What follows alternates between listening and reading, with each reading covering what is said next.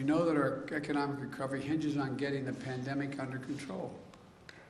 You know, and by fully vaccinating 160 million Americans, or 80% of our seniors, we've fundamentally changed the course of the pandemic from one that threatens all Americans to a disease that has the most severe impacts only on the unvaccinated people in the country.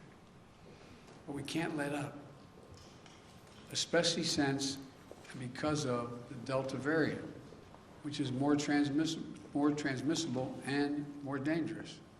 Unfortunately, cases are now rising, particularly in communities with very low vaccination rates. Just 4 states account for nearly 40%, 4 states, 40% of all cases last week. Virtually all hospitalizations and deaths are occurring among unvaccinated Americans. These tragedies are avoidable. The data couldn't be clearer. If you're fully vaccinated, you have a high degree of protection against severe illness, hospitalization, and death.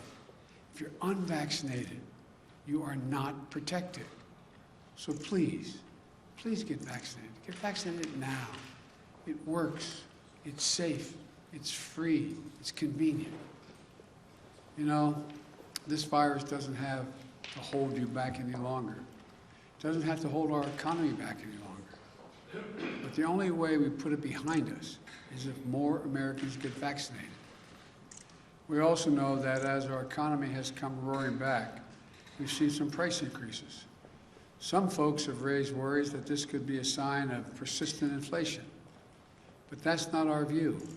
Our experts believe, and the data shows, that most of the price increases we've seen were expected and are expected to be temporary.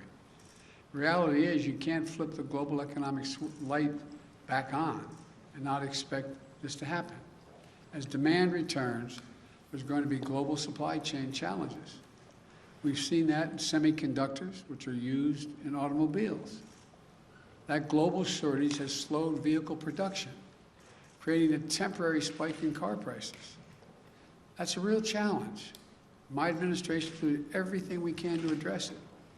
But again, these disruptions are temporary. Lumber prices are another example.